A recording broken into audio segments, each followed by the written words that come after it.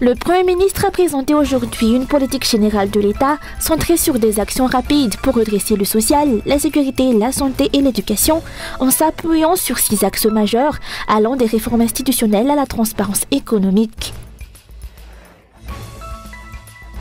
Une pierre précieuse de plus de 300 kg, dont un tiers serait de l'émeraude, a été découverte dans un endroit dissimulé au palais d'État d'Amutsuruich. De l'actualité internationale, l'ex-premier ministre du Bangladesh a été condamné à mort en son absence lundi 17 novembre pour avoir ordonné la répression meurtrière des manifestations qui ont causé sa chute pendant l'été 2024.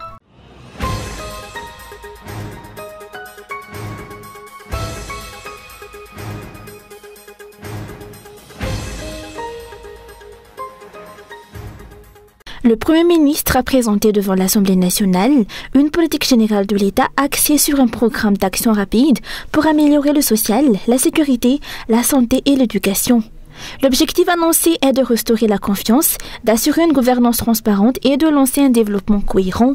Une concertation nationale accompagnera la mise en œuvre des réformes sur les 24 prochains mois. La PGO repose sur 6 axes majeurs, à savoir des mesures d'urgence sociale et économique, la reconstruction des institutions judiciaires et des organes de contrôle, des réformes structurelles concernant la Constitution, les partis politiques, le code électoral et la CENI, une gestion transparente de l'économie, de l'environnement et de l'administration, une participation citoyenne renforcée et la restauration de la confiance avec les partenaires et l'organisation d'élections crédibles. Une feuille de route stratégique guidera l'action gouvernementale pour les 2 ans à venir.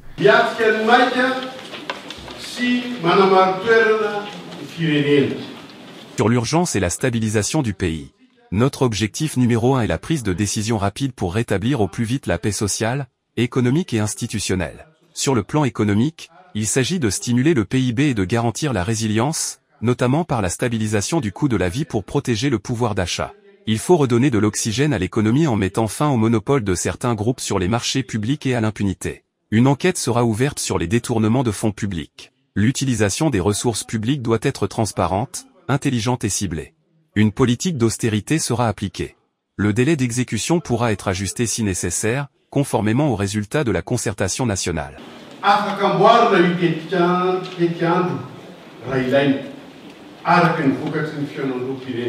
Le Premier ministre a indiqué que l'État est actuellement confronté à des difficultés financières. C'est la raison, a-t-il expliqué, pour laquelle la loi des finances a été présentée avant la soumission du programme général de l'État.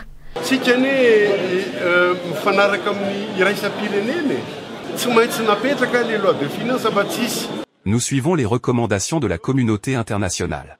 La loi de finances devait être adoptée en premier afin d'assurer la continuité budgétaire.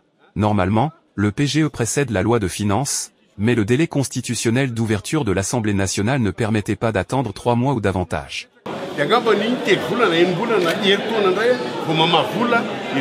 Il sera procédé à une étude approfondie des modalités de mise en œuvre de la concertation nationale afin qu'elle puisse atteindre à la base, selon les explications données.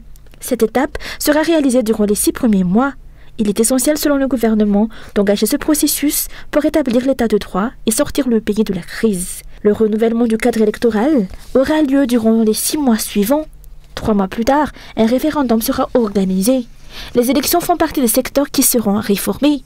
Le gouvernement commencera par mobiliser les ressources financières nécessaires à la réalisation de ces travaux, toujours selon les explications. Les députés ont dénoncé le fait qu'aucune politique générale de l'État n'ait jamais été soumise à l'Assemblée nationale jusqu'à présent. Le problème récurrent a toujours été l'écart entre ce qui était écrit et ce qui était réellement mis en œuvre. Ils disent attendre de cette nouvelle gouvernance des changements tangibles pour que les actions menées durant les 24 mois soient conformes à ce qui est inscrit dans la PGE, comme l'a déclaré le chef du gouvernement aujourd'hui.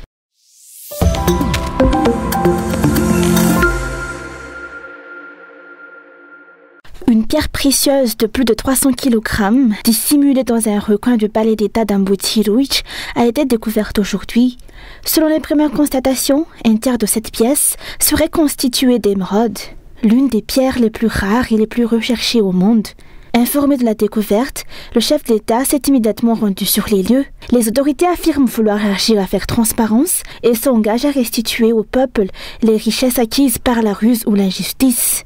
Le haut conseiller pour le renouveau, le colonel Lucien Rabé-Armanan, chargé du suivi des richesses stratégiques, supervisera la transformation de cette pierre en ressources financières destinées à bénéficier directement à la population.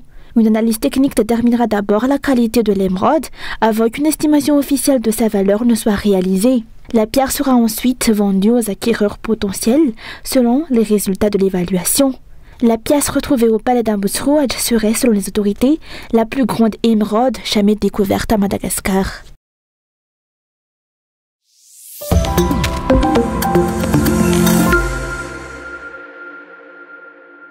Jinara Kutumanga a été placée dans le quartier commun des détenus à Tanmouj, a déclaré la ministre de la Justice. Selon les explications, elle aurait opposé une résistance lors de son arrestation à Thomasin et usé de la force.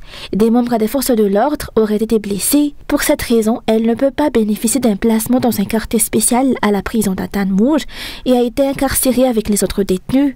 Le site de Maputo a également été fermé afin de prévenir d'éventuels actes de corruption dans les centres pénitentiaires, a-t-elle ajouté.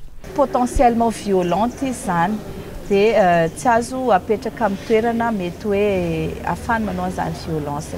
elle est potentiellement violente, donc nous ne pouvons pas la placer dans un espace où elle pourrait nuire.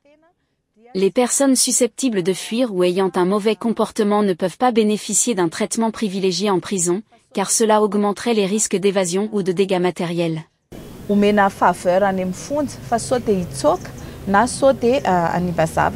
Par ailleurs, la ministre a insisté sur le fait qu'une perquisition ne peut être menée qu'à la suite d'une enquête et non sous forme de pillage, d'abus ou de vengeance politique. Elle a précisé que les poursuites et les perquisitions ont les par les gros poissons.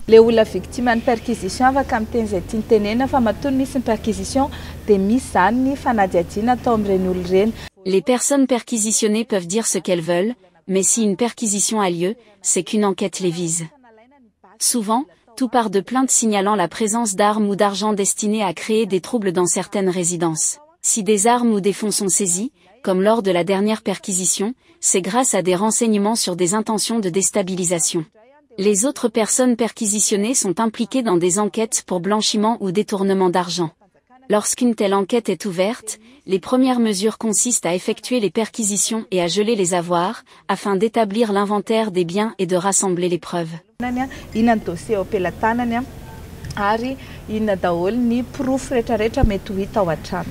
Concernant l'affaire Mamravatmang, la ministre de la Justice a indiqué que les autorités malgaches sont en processus pour qu'il soit jugé à Madagascar.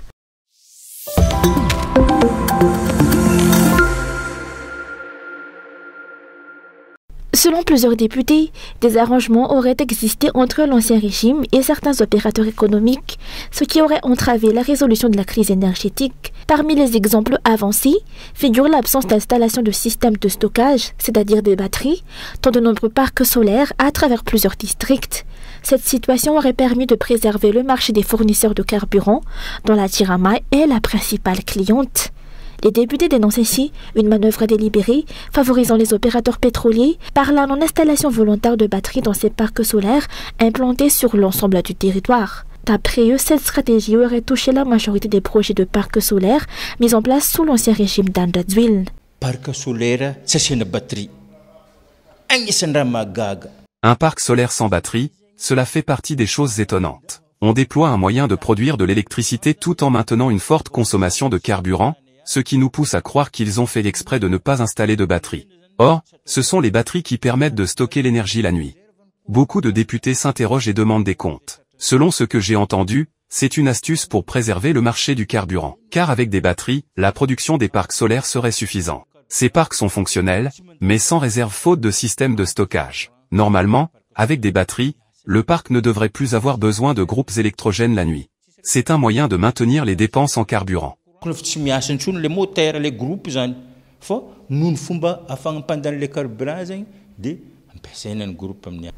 Ces remarques concernant l'absence de système de stockage d'énergie dans les districts dotés de parcs solaires ont été réitérées dans la nuit, lors du face-à-face entre les députés et le ministre concerné.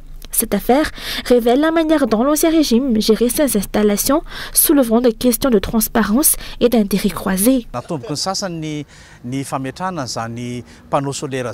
La mise en place du parc solaire est bancale, Elle manque cruellement de mesures d'accompagnement, il n'y a même pas de batterie. L'installation n'est pas réalisée de manière opérationnelle. En cette période de refondation, il est temps de prendre des mesures politiques fortes pour améliorer ces questions des panneaux solaires. C'est absolument nécessaire pour stimuler l'économie et l'entrepreneuriat. Il est également impératif que les dirigeants étudient l'impact de l'augmentation de la production d'énergie solaire sur le pouvoir d'achat et le coût de la Jirama pour les consommateurs.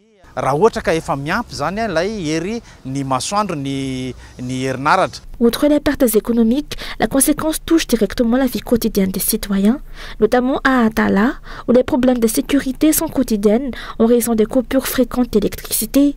Pour y remédier, les députés proposent que l'État alloue un budget spécifique à l'achat des systèmes de stockage nécessaires pour les parcs solaires à l'occasion de la session parlementaire en cours consacrée à l'examen du projet de loi de finances.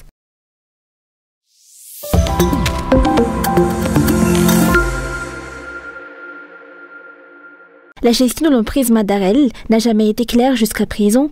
C'est la raison pour laquelle les employés retraités des chemins de fer, ex-RNCFM, demandent la mise en œuvre d'un audit au sein de cette société. Cet audit permettrait d'examiner de près tous les investissements opaques et la gestion des biens des chemins de fer malgaches. Le secteur du transport ferroviaire n'a cessé de se dégrader au cours des 10 dernières années. De nombreux stars et équipements ferroviaires ont été enregistrés au nom de particuliers ou d'opérateurs économiques de manière peu claire selon ces employés retraités. Et la gestion de la société Madarel était également opaque. C'est pourquoi ils réclament un audit de cette entreprise. Si vous les sociétés de patrimoine. La société de patrimoine n'a pas été mise en place, si bien que la société Madarel fait n'importe quoi. Elle vend des patrimoines publics, terres, matériel. Madarel ne devrait s'occuper que de la gestion de l'exploitation et ne pas intervenir dans d'autres domaines comme ses ventes. Nous, les ex-RNCFM, voulons la mise en place de cette société de patrimoine et nous sommes prêts à contribuer avec les autorités, car beaucoup d'argent qui devrait entrer dans les caisses publiques est perdu. L'audit de cette société est urgent, compte tenu de tous les investissements réalisés, le chemin de fer ne devrait pas être dans cet état.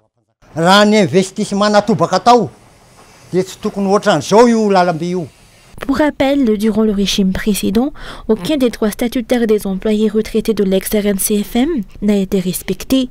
Parmi ces droits figurait la possibilité de se faire soigner selon les normes définies par la loi dans les hôpitaux publics ou partenaires, les indemnités légales telles que l'indemnité de licenciement, le préavis, les jours de congé non jouis, le programme d'action sociale sur la réinsertion professionnelle, l'accès à la vente ou la location des logements d'État, ainsi que l'alignement des grilles indiciaires bonifiées des pensions de retraite au niveau de la caisse civile et militaire.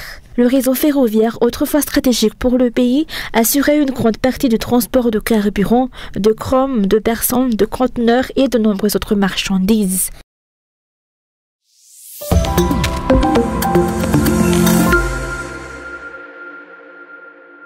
À 2 ans de l'élection présidentielle, certains partis politiques semblent déjà engagés dans un faux départ de campagne, multipliant les activités politiques proches d'une campagne électorale anticipée. Selon la société civile, ces activités devraient se limiter à un cadre interne, afin de ne pas susciter de suspicion chez les autres acteurs politiques. Actuellement, Madagascar ne dispose toujours pas d'une loi claire régissant la pré-campagne. Pour y remédier, l'établissement d'un code de conduite apparaît nécessaire afin de garantir l'égalité du traitement pour tous devant la loi, souligne un député.